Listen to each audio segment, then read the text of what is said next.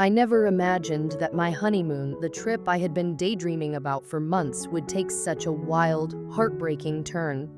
My husband, Jacob, 30 years old, and I, 27 years old, had tied the knot a week ago, and yesterday was supposed to mark the beginning of our honeymoon adventure. We had meticulously planned it, 3 whole weeks touring the stunning mountain ranges of the Alps. But instead of basking in the joy of our first trip as a married couple, I found myself boarding a flight alone, heading to a different destination altogether.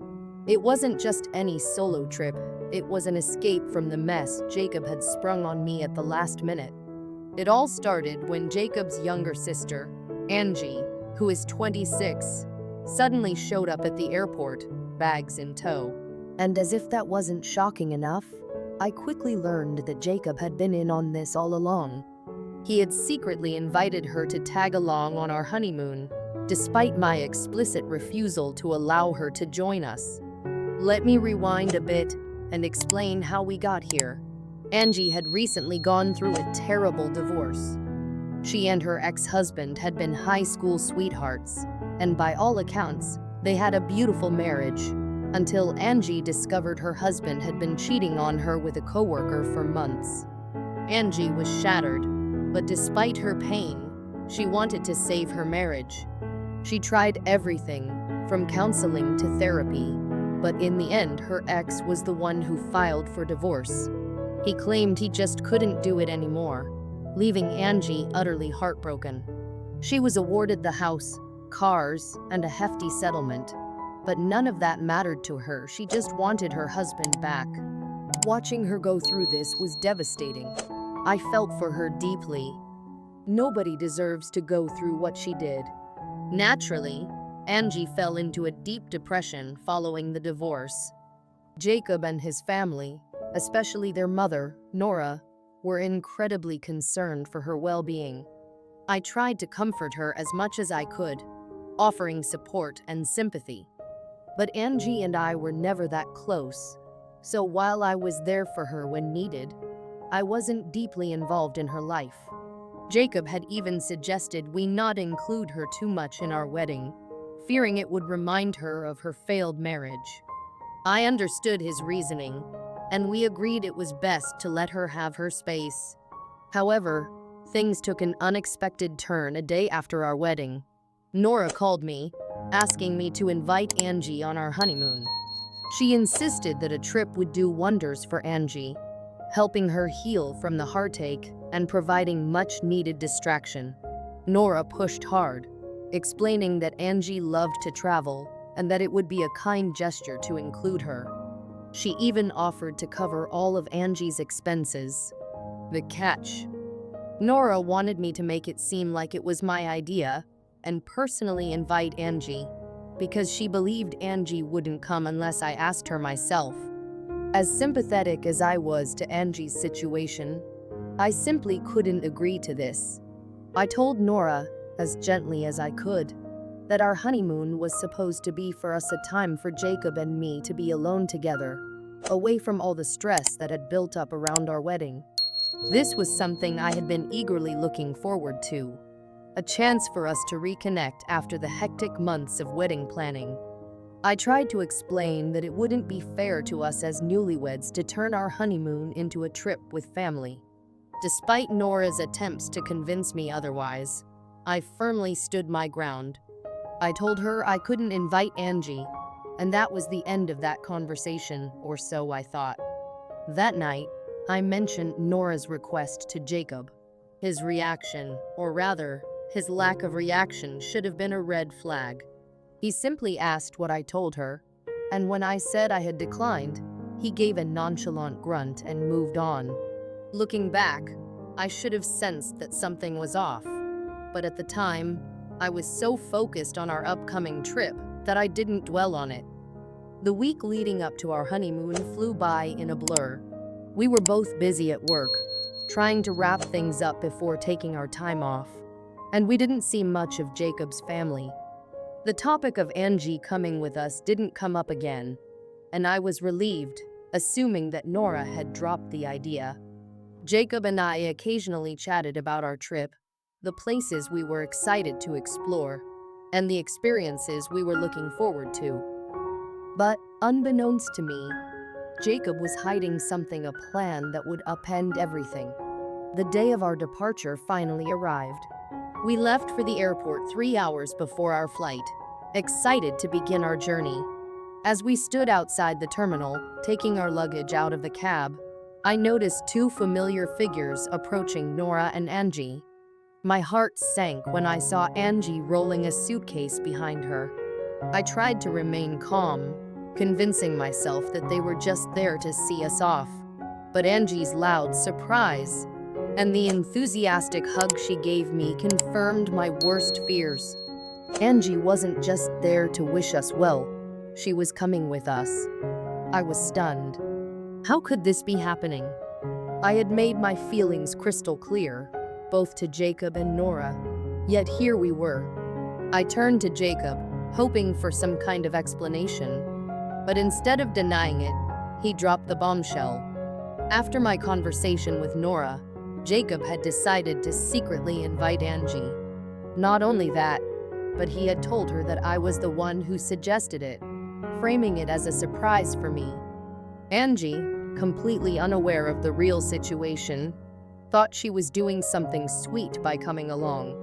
In that moment, I was livid. Jacob had gone behind my back, disregarded my wishes, and manipulated the situation to make it seem like I was on board with this absurd plan. I felt utterly betrayed. I snapped at him, right there in front of his mother and sister, telling him that this was absolutely unacceptable. Angie, realizing that something was very wrong, looked hurt and confused. I didn't want to upset her, but I couldn't keep my anger in check. This was our honeymoon, a sacred, intimate trip meant for the two of us. Yet Jacob had invited his sister along, as if it was no big deal. I could barely process my emotions as Jacob tried to justify his actions. He insisted that I was overreacting, that this wasn't a big deal. He told me Angie would have her own room, and she'd only join us for certain activities. But that wasn't the point. The fact that she was even coming along at all ruined the entire idea of what this trip was supposed to be. I had been so clear with Jacob about how much this honeymoon meant to me, how much I needed this time with him. And yet, he had completely disregarded my feelings. The argument escalated. Jacob refused to see things from my perspective, insisting that he had only wanted to help Angie and that I was blowing the situation out of proportion. But to me, this wasn't just about Angie, it was about trust. We had barely been married for a week, and he had already gone behind my back, lying to both me and his sister in the process. I couldn't stand it any longer. After more back and forth arguing, I decided I was done. I told Jacob that if he didn't understand why this was so wrong, then maybe we weren't ready to be married. I needed time away from him. I stormed off into the airport, telling him not to follow me. Of course he did, but I made it clear that if he didn't leave me alone, I'd report him for harassment. That stopped him in his tracks. I didn't care how upset or hurt he looked. I was too angry to care. I needed space, and I wasn't about to spend the next 3 weeks with him and his sister. Once I was alone, I bought a ticket for the next available flight. Miami seemed like a good enough destination, and within a few hours, I was on my way. As I sat on the plane, I felt a strange mix of emotions: anger, sadness, relief. I had been looking forward to our honeymoon for so long, but now I was embarking on a solo trip. It wasn't what I had envisioned, but at that moment, it was the best option I had. When I landed in Miami, I turned my phone back on and was immediately bombarded with messages from Jacob, Angie, and Nora. All of them were apologetic, but the one message that stood out was from Angie. She explained that she had no idea this wasn't my idea. Jacob had told her that I had suggested she come along, and she had only agreed because she thought she was doing something kind for me. Angie apologized profusely, admitting that she had been suspicious about the situation but trusted Jacob's word. Her message was heartfelt, and I could tell she genuinely felt terrible about the whole ordeal. I replied, telling her that I didn't blame her. She had been misled by Jacob, just like I had. I forgave her, but my feelings toward Jacob and Nora were another story. Jacob's messages, while apologetic, still tried to paint me as the unreasonable one. He and Nora insisted that they had only meant well, and they couldn't understand why I had reacted so strongly. They were missing the point entirely. It wasn't about Angie or her divorce, or her need for a distraction. It was about trust. Jacob had broken mine in a way that I wasn't sure could be fixed. Part 2, the aftermath of our honeymoon debacle, left me feeling disoriented and grappling with emotions that were spiraling out of control. I found myself torn between love for Jacob and the sense of betrayal that gnawed at me. It was a strange juxtaposition. I loved him deeply, yet I felt as though he had chosen his family over me in a way that seemed irreparable. "It's just a trip, right?" I murmured to myself, trying to rationalize the situation. How could it mean so much? But as much as I attempted to diminish the significance, my heart echoed the importance of that honeymoon, a symbol of the start of our married life, a sanctuary meant solely for the two of us. The tension lingered in the air like a heavy fog. Jacob's insistence that I was overreacting had only compounded my frustration. "You just don't understand," I found myself saying repeatedly, more to convince myself than to make him see my perspective. "This isn't just about Angie being there, it's about trust and respect." Yet Jacob persisted in arguing his point. "I thought you'd understand. You don't know what it's like to have a sister who needs you." His frustration was palpable, and I could see the anguish etched on his face. It was as though he was searching for validation from me. But all I could offer was a silence that screamed my dissent. "Are you really comparing our relationship to your sister's needs?" I snapped back, incredulous. "This is about us, Jacob. We're supposed to be a team." But he didn't see it that way. The divide between us grew wider with every conversation, every fight. I couldn't help but think about how our first week of marriage had devolved into a battleground. I wanted to cry, but the tears wouldn't come. Instead, I found myself pacing around my hotel room in Miami, staring out at the ocean, but unable to feel its serenity. Every beautiful sunset reminded me of the joy that was supposed to accompany our honeymoon. Instead, I was left with the haunting realization that my husband had betrayed my trust in a moment that was meant to be sacred. As the days rolled by in Miami, I sought solace in the city's vibrant life. I wandered through art galleries and dined at cozy cafes, all while my heart remained heavy with conflict. I knew I should be enjoying this time, my first trip to Miami, but I found myself wrapped in a cocoon of unresolved feelings, just as I had when I was still with Jacob. I had always heard that the early days of marriage were supposed to be filled with love and romance. Yet here I was, stuck in a whirlwind of heartbreak.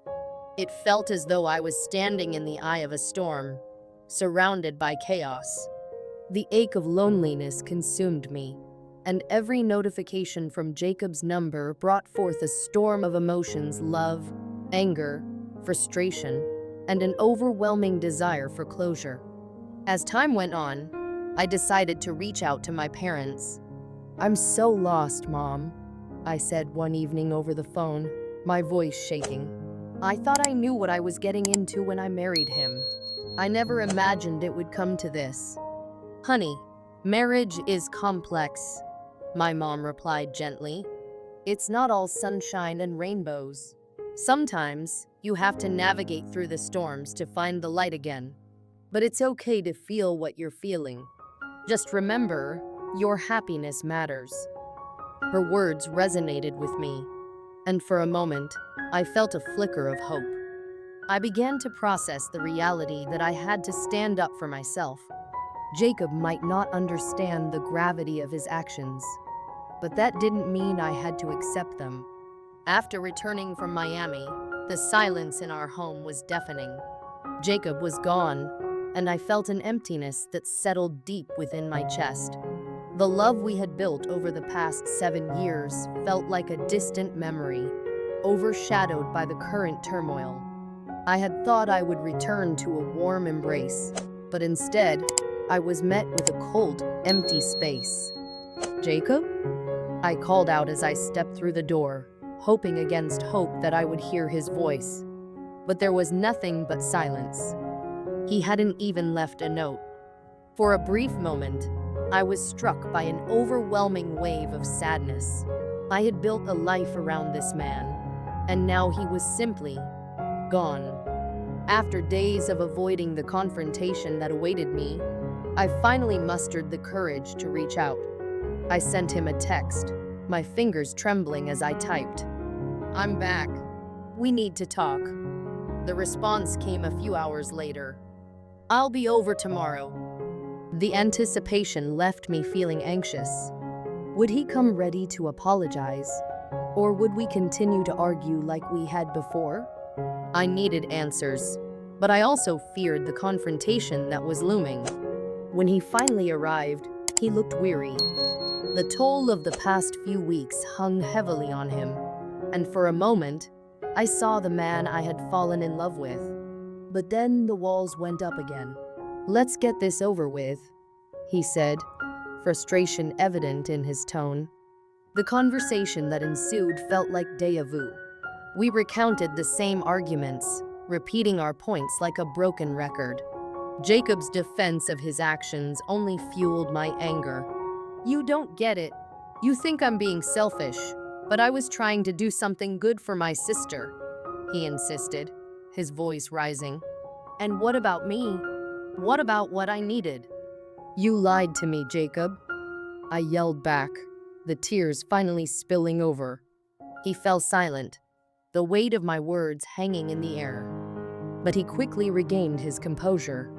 "You need to understand that family matters. I thought you'd support me in this." "That's not support, Jacob. It's betrayal. You went behind my back. You should have talked to me first." The walls between us seemed insurmountable, and the more we argued, the more I realized that our once unbreakable bond was now fraying at the edges. As the days turned into weeks, I started to feel defeated. Each conversation ended in frustration, with no resolution in sight.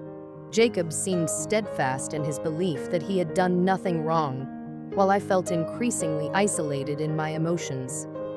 Finally, after a particularly heated argument, I made the decision that I had dreaded. "If you can't acknowledge what you've done, then maybe we need to rethink this," I said quietly, my heart heavy. Jacob looked taken aback, the words hitting him harder than I had anticipated. "What are you saying?" he asked, his voice barely above a whisper. "I can't keep living like this. I can't keep feeling second to your family. I need to put myself first."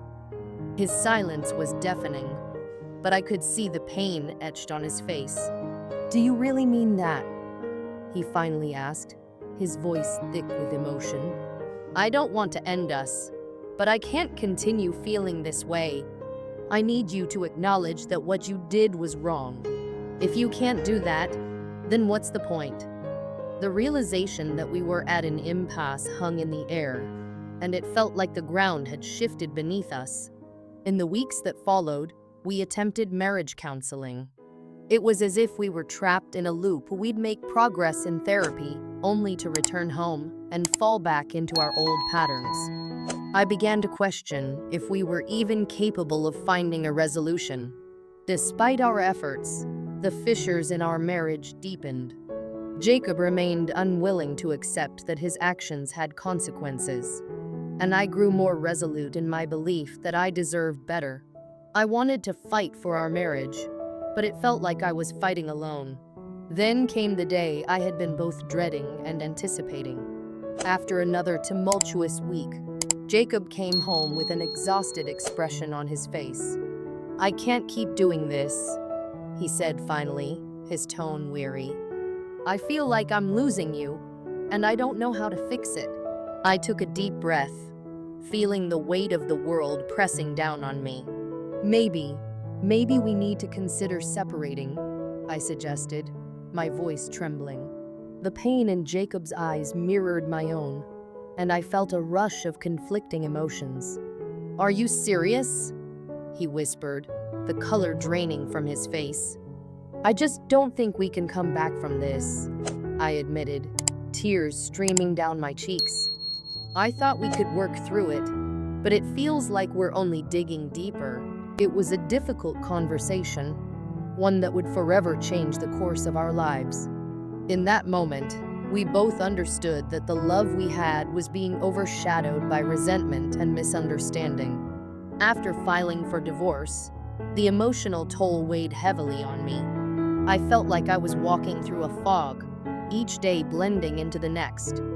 The life we had built together felt like a distant memory, and I struggled to find clarity amidst the chaos. My parents and friends rallied around me, offering support in ways I hadn't anticipated. They listened patiently as I recounted the heartbreak, and their unwavering presence helped me navigate the emotional storm. Still, I couldn't shake the whispers of doubt that lingered in my mind. Had I made the right decision? A few months passed, and I began the arduous journey of healing. Therapy sessions became a safe space where I could unravel the complexity of my emotions. I learned to process the loss of my marriage and embrace the uncertainty of the future. Jacob and I continued to communicate as we navigated the settlement phase of our divorce. Each interaction was charged with an emotional undercurrent: regret, sorrow, and occasionally, a flicker of the love we once shared. But I held firm to my decision, reminding myself that I had to prioritize my own well-being. Eventually, I found solace in my newfound independence. I began rediscovering passions that had been overshadowed during my marriage: painting, traveling, and reconnecting with friends. One sunny afternoon, as I strolled through an art exhibit, a sense of clarity washed over me.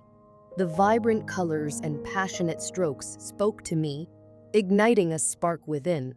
I realized I had the power to shape my own narrative, free from the constraints of a relationship that had grown toxic. With each passing day, I learned to embrace my strength and independence. I learned to let go of the bitterness and resentment that had once clouded my heart. I allowed myself to grieve the love I had lost, but also celebrated the new beginnings that awaited me. As I look back on that tumultuous period, I see it as a pivotal chapter in my life, a journey that led me to discover my true self. The pain of the past no longer holds power over me. Instead, it has become a stepping stone toward a brighter future. I am learning that love is not simply about sacrifice. It's about mutual respect, understanding, and the willingness to grow together.